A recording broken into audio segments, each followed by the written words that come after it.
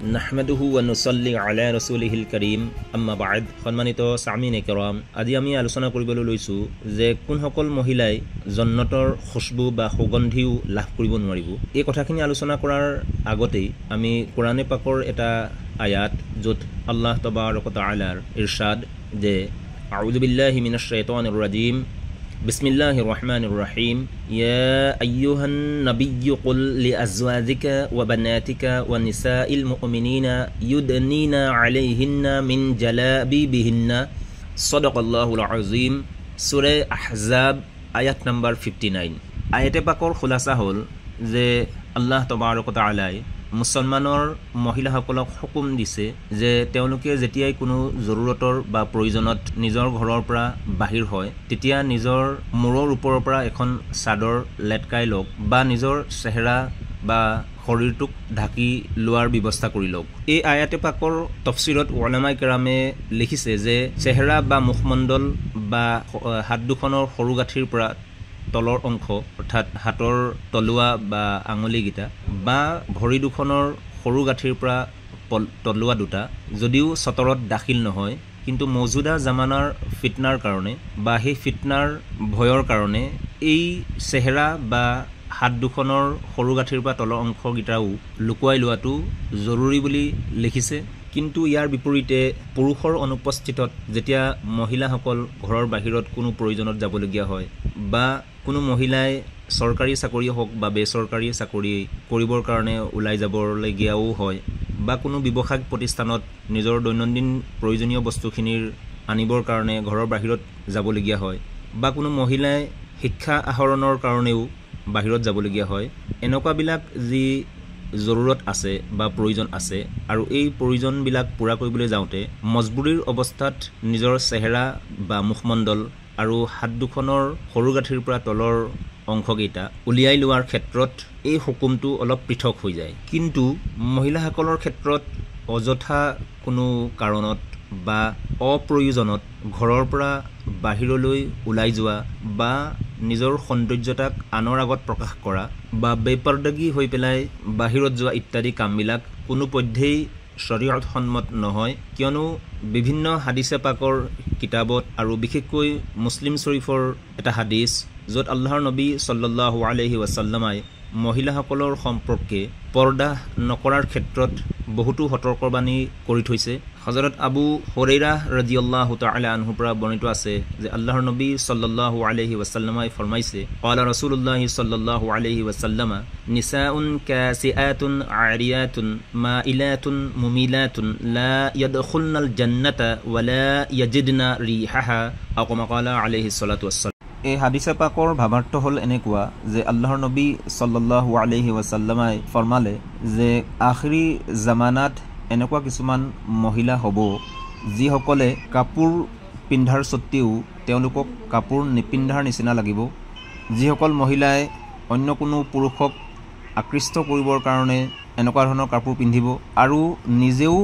অন্য পুৰুষৰ প্ৰতি আকৃষ্ট হ'ব, সেইসকল মহিলাই জন্নতত দাখিল বা অন্তৰ্ভুক্ত হ'ব নোৱাৰে। আৰু অকল সেয়াই নহয়, তেওঁলোকে সেই জন্নতৰ খুশবু বা সুগন্ধিও লাভ কৰিব নোৱাৰে, যি জন্নতৰ খুশবু বা সুগন্ধি 500 বছৰৰ দূৰৰ পৰাই বুজা যাব। এই হাদিছে পাকৰ তাশৰিহত উলামা কেৰামসকলে যি কথা লিখিছে, কিছু সংখ্যক উলামাৰ মতে কাসিআতুন আৰিয়াতুনৰ মানা হ'ল বা অৰ্থ হ'ল এইটো যে সেইসকল মহিলাই কাপোৰটো পিন্ধিব কিন্তু সেই কাপোৰ পিন্ধাৰ স্বত্তেও তেওঁলোকৰ চতৰ লুকুৱাই নল'ব। চতৰ লুকুৱাই নোলোৱাৰ অৰ্থ হ'ল এনেকুৱা যে মূৰৰ চুলি উলিয়াই ল'ব বা হাত চুটি কাপোৰ পিন্ধিব বা ভৰিৰ সৰু গাঁঠিৰ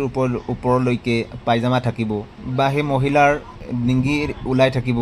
বা পিঠি ওলাই থাকিব, এনেকুৱাবিলাক যি অংগ চতৰত অন্তৰ্ভুক্ত সেই অংগবিলাক উলিয়াই লোৱাটো কোৱা হৈছে। বা সেইসকল মহিলাই টান কাপোৰ পৰিধান কৰিব যিবিলাক শৰীৰত লাগি থাকে বা সেই কাপোৰ পাতল হ'ব, এনেকুৱা ধৰণৰ কাপোৰবিলাক পৰিধান কৰা সকলো মহিলাকেই এই হাদিছে পাকৰ দ্বাৰা সতৰ্কবাণী শুনোৱা হৈছে। যিসকল মহিলাৰ কাৰণে কোৱা হৈছে যে তেওঁলোকে কাপোৰ পিন্ধাৰ স্বত্তেও কাপোৰ নিপিন্ধাৰ নিচিনা দেখা যাব। কোৰআন আৰু হাদিছৰ দ্বাৰা অকল যে মহিলাসকলকেই সতৰ্কবাণী শুনোৱা হৈছে এনেকুৱা নহয়, কিয়নো পুৰুষসকলৰ কাৰণেও কোৰআন আৰু হাদিছত বিভিন্ন ধৰণৰ সতৰ্কবাণী আহিছে সূৰা নূৰ আয়াত নম্বৰ 30 আৰু আয়াত নম্বৰ 31ত আল্লাহ পাকে ফৰমাইছে যে পুৰুষসকলে নিজৰ নজৰ বা দৃষ্টি আজনবী মহিলাসকলৰ অৰ্থাৎ গায়ৰ মুহৰিম যিসকল মহিলা আছে সেইসকলৰ পৰা যেন বচাই ৰাখে বা আঁতৰাই ৰাখে আৰু মহিলাসকলৰ কাৰণে উচিত যে তেওঁলোকেও নিজৰ দৃষ্টিক অন্য কোনো পুৰুষৰ পৰা হিফাজতত ৰাখে বা যিসকল গায়ৰ মুহৰিম আছে সেইসকলৰ পৰা বচাই ৰাখে আৰু লগতে এইটো হুকুম দিয়া হৈছে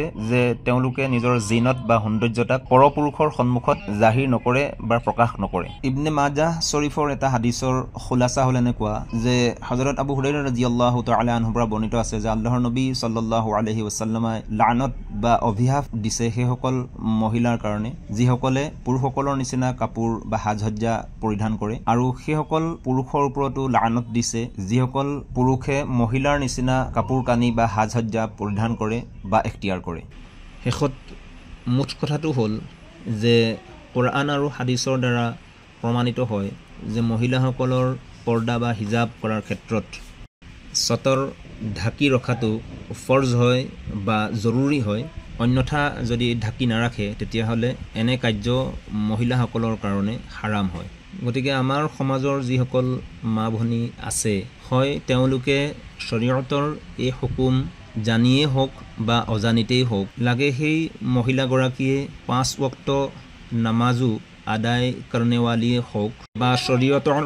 অন্যান্য হুকুম আহকামবিলাক পালন কৰণেৱালীয়ে হোক তেওঁলোকৰ কোনো উদ্দেশ্য পৰপুৰুষক আকৃষ্ট কৰাৰ নহওকেই কিন্তু তেওঁলোকে ক'ব নোৱাৰকৈয়ে বা সেই দিশকেইটাত মনোযোগ নিদিয়াৰ কাৰণে নিজকে মডাৰ্ণ ছ'চাইটিৰ সদস্যা সজাবৰ কাৰণে বা পশ্চিমীয়া সংস্কৃতিৰ লগত খোজ মিলাবলৈ গৈ এনেকুৱা কিছুমান সাজসজ্জা বা বেশভূষণ পৰিধান কৰে যে তেওঁলোকেও সেই হাদিছৰ সতৰ্কবাণীৰ অন্তৰ্ভুক্ত হয় বা কোনো দুনিয়া আৰু আখিৰাতৰ ফায়দা হাসিল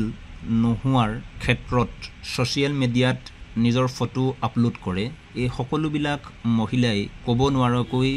আল্লাহৰ নবী সাল্লাল্লাহু আলাইহি ওয়াসাল্লামৰ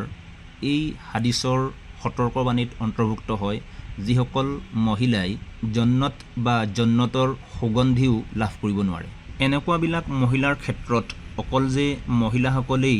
ৰেছপন্সিবল বা জগৰীয়া হয় এনেকুৱা নহয় কিয়নো পুৰুষৰ ক্ষেত্ৰতো মহিলাৰ এনেকুৱা কাৰ্যকলাপৰ কাৰণে আল্লাহৰ নজদিক সমানেই দায়ী হয় জগৰীয়া হয় কিয়নো সূৰা আত-তাহৰীম আয়াত নম্বৰ 6 আল্লাহ তবাৰক তাআলাই হুকুম কৰিছে যে ইয়া আইয়ুহাল্লাযীনা আমানু কু আনফুসাকুম ওয়া আহলিকুম নাৰা এই আয়াতৰ মুবাৰকৰ খুলাসাৰ দ্বাৰা বুজিব পাৰি যে